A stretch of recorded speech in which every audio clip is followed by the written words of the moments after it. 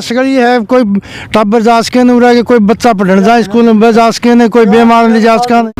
तो या क्या तो प्रशासन कर देता और नहीं रुके कहने से नहीं हो काम तो जेसीबी लगा।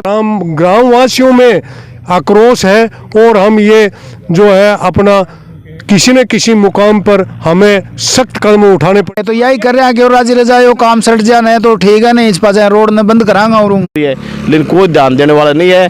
अब तक तो हमने अहिंसा के तौर पर काम किया, लेकिन अब हिंसक कार्रवाई भी करेंगे हम। देखो चाहे हमारी जेल हो जाए। एकदम साहब ये है कि सारे गांव के लोग आएंगे, महिला पुरुष सब शामिल होकर के और इसको जाम कर ग्रामीण एकता जिंदाबाद, ग्रामीण एकता जिंदाबाद। नमस्कार, देसी खबर झुंझुनू में आपका स्वागत है। इस वक्त मैं पिलानी के पाथड़े गांव में मौजूद हूं और हाईवे पर पाथड़े गांव के ग्रामीण पिछले कुछ दिन से धरना दे रहे हैं। लगातार 14 दिन इन लोगों को हो गए धरना देते हुए। क्या कुछ मुख्य मांगे हैं और किन लोगों से इनकी बातें हुई हैं, सारी बातें जो है इनसे करने के लिए हमारे साथ तमाम ग्रामवासी मौजूद हैं। और पार्षद राजकुमार नायक के नेतृत्व में ये धरना जो है लगातार 14 दिन से दिया जा रहा है।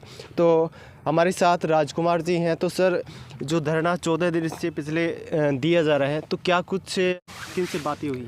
सबसे पहले तो देसी खबर का धन्यवाद, जो आप ग्रामीणों की बात को सही मंच और सही पटल पर रखने का काम कर रहे हो। पिछले 14 दिनों से लगातार ग्रामीण एक कैटल अंडरपास की मांग को लेकर यहाँ बैठे हैं। लीगल प्रोसेसिंग की अगर मैं बात करूँ तो हमने प्रोसेसिंग वाइज यहाँ के मौजूदा एमएलए उनको दे दिया है, सांसद महोदय को दे दिया है, यहाँ तक कि एसडीएम साहब और पुलिस प्रशासन को भी हमने ज्ञापन दे दिया है। लेकिन अभी तक ग्रामीणों की जो बात है ना तो प्रशासन ने सुनी है और ना ही किसी अधिकारी ने सुनी है। लगातार आप मीडिया बंधुओं के माध्यम से रोज़ खबर आती है और रोज़ वो पढ़ते भी होंगे, लेकिन फिर भी पता नहीं इन ग्रामीणों से क्या परेशानी है कि ये लोगों ने अभी तक इस बात की सुनवाई नहीं की। इस रास्ते की अगर मैं बात करूं तो 4-5 गांव इसी रास्ते से होकर पिलानी शहर को जाते हैं। अगर कोई बीमार को अगर हॉस्पिटल ले जाना पड़ जाए या कोई प्रेग्नेंट महिला को यहाँ से ले जाना पड़ जाए तो इस 10 फुट ऊंची जो बाईपास बनी है इसको पार कैसे करें। हमने केवल और केवल प्रशासन से यही मांग रखी है कि लोकतांत्रिक तरीके से शांतिपूर्वक हमें इन ग्रामीणों को केवल और केवल रास्ता चाहिए और वो रास्ता केवल और केवल प्रशासन के माध्यम से मिल सकता है और वो हम अपनी मांगों को लेकर यहाँ बैठे हैं।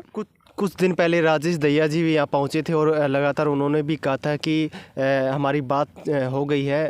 तो क्या कुछ उसके बाद में हुआ? राजेश दहिया जी यहाँ आए थे, उन्होंने हमें आश्वासन दिया था और बाकायदा वो सांसद महोदय के पास गए हैं, वहाँ पर लिखित हमने ज्ञापन सौंपा था। और जहाँ तक हमें राजेश जी ने बताया कि वो लिखित ज्ञापन को लेकर और साथ में एमपी साहब के साथ में जाके दिल्ली नितिन गडकरी के ऑफिस में भी वो ज्ञापन देके हैं, लेकिन उसका रिप्लाई क्या आया ये अभी तक हमें पता नहीं है। और मतलब वो अंडरपास बनेगा वो तब बनेगा, लेकिन फ़िलहाल ग्रामीण वासियों की जो समस्या है वो आपके सामने है। रास्ता कुछ नहीं है, आने जाने में ज़्यादा तकलीफ है। यहीं से कम से कम 15-20 गाड़ियाँ स्कूल बस निकलती है, रोज़मर्रा के साधन है वही निकलते हैं और ज़्यादातर ग्रामीण यहाँ से पैदल ही निकलते हैं। तो आप देख सकते हो तो यहाँ रास्ते को नाम पर कुछ भी नहीं है। हमें केवल और केवल इस ग्रामीणों के रास्ते की मांग है और वो रास्ता हमें चाहिए। जी, देखा जाए तो लगातार आप जितने भी धरने पिलानी में मुद्दे होते हैं वो आप उठाते हैं, धरनों को लीड करते हैं। तो क्या लगता है ये पाथड़े की जो समस्या है ये जनप्रतिनिधि है जल्दी क्या सुन पाएंगे? देखो, कहीं ना कहीं मैं भी एक छोटा जनप्रतिनिधि हूँ और जनता के प्रति मेरे भी दायित्व हैं और जनता की जहाँ मांग होगी, जनता की जहाँ समस्या होगी वहाँ खड़ा होने की मैं पूरा प्रयास और कोशिश करता हूँ। और जहाँ तक इनकी मांगों की बात है उस मांगों को उठाने के लिए मैं पूरा प्रयास करता हूँ। जहाँ भी जनता की समस्या होगी वहाँ मैं हमेशा तत्पर रहूँगा, काम करता हूँ। पिछले दिनों में आपने खूब देखा होगा, पानी की समस्या हो, किसानों की समस्या हो, बिजली की समस्या हो या युवाओं की समस्या हो, हर समस्याओं के साथ मैं खड़ा रहता हूँ। देखा जाए तो ये अंडरपास की मांग को लेकर के लगातार आप बैठे हो, क्या कुछ समस्या आपको ये अंडरपास न बनने के कारण आ गई? न कैसे बनेगी, बनेगी नहीं, समस्या क्या क्या आएंगी अगर समस्या सगड़ी है। कोई टब्बर जा सके नहीं रहा, कोई बच्चा पढ़ने जाए स्कूल में जा सके नहीं, कोई बीमार नहीं जा सके, कोई समस्या सगड़ी है। तो या तो प्रशासन कर देगा, राजकुमार के कहने से रुक रही है जनता, और नहीं रुकेगी के कहने से नहीं होगा काम, तो आटे जैसी भी लगाए और मारो तो कर लगा, सीधी बात है। तो लगातार जो ग्रामवासी हैं वो 14 दिन से यहाँ धरने पर बैठे हैं, तो क्या लगता है 14 दिन से लगातार आप धरने पर बैठे, क्या कुछ कहना चाहेंगे? सबसे पहले तो झुंझुनू देसी खबर का बहुत बहुत धन्यवाद। तकरीबन हम सबसे पहले तो हमारे जो नेतृत्व कर रहे हैं राजकुमार जी का धन्यवाद देते हैं। उन्होंने हमें भरसक प्रयास किया और हमारी जिस प्रकार से आज आप जिस पटल पर हमारी आवाज़ को रख रहे हैं, इसी प्रकार हमारी गांव की हर एक समस्या में ये तन मन धन से हमारे साथ रहें। सर्वप्रथम तो इनको धन्यवाद। दूसरी बात यह है कि ये जो मेन रोड है, जो गांव पाथड़िया से शहर पिलानी को जो जाता है, ये जो रोड है ये 60 साल से था, और अब इसकी जो टेक्निकल चीज़ें थी वो हमें मालूम नहीं है, और इन्होंने क्यों और किस लिए ये इतनी हाइट दे करके और यहाँ हमारे को समस्या खड़ी की है। और आए दिन कोई दिन ऐसा नहीं है ये है दुर्घटना का सबब बनेगा। और हमारा गांव जो 4 गांव हैं जो इनको क्रॉस करके जाते हैं, उनका मेन सिटी पिलानी है, और जो भी जाना आना होता है वो पिलानी से जाना होता है। जितने भी हमारे स्कूली बच्चे हैं, इवन हमारे जितने भी हॉस्पिटल्स हैं, जितने भी किराने, जितने भी जनरल स्टोर्स हैं, उनमें से सामान लाना ले जाना, और इवन माँ बाप बच्चे स्कूल जाते हैं तो उनके मन में रहते हैं कि बच्चे ठीक ठाक घर पहुँचेंगे कि नहीं पहुँचेंगे। अगर कोई बीमार बुजुर्ग या प्रेग्नेंट औरत अगर यहाँ आई तो पहली बात तो एम्बुलेंस को इतना हमारा ये नहीं है कि हमारी एम्बुलेंस यहाँ पर रुकेगी नहीं। वो जो डिले होगा हार्ट पेशेंट का या डिलीवरी का, जो उसका जो है खामियाजा हमारे गांव के जन जो है वो भुगतेंगे।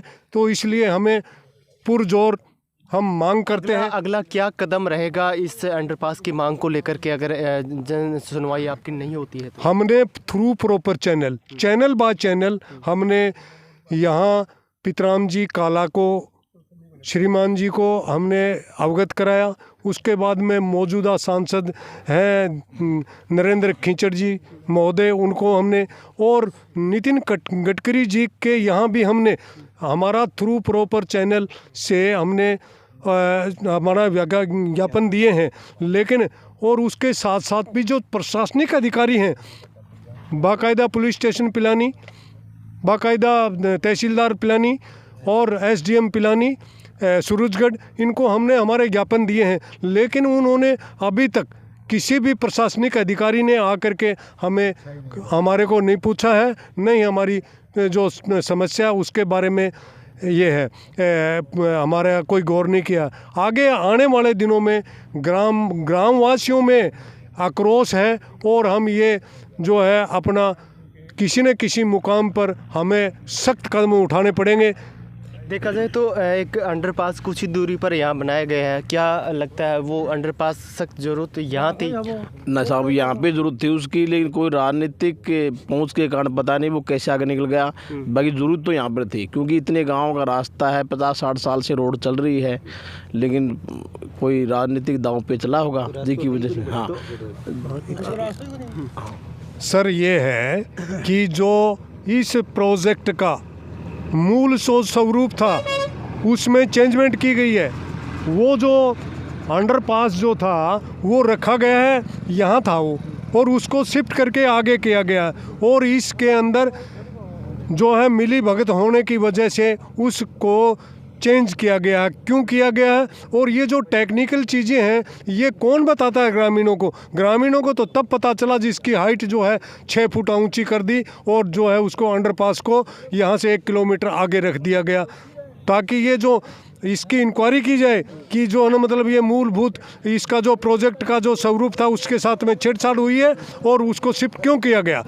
और ये जो मान लो कि गवर्नमेंट है हमें जो सड़क बना के देती है, एयरपोर्ट बना के देती है, हॉस्पिटल बना के देती है, ये जनप्रतिनिधियों के या मानस जन के लिए सुविधा के लिए देती है, न कि मानस जन को जो ना दुविधा में डालने के लिए देती है।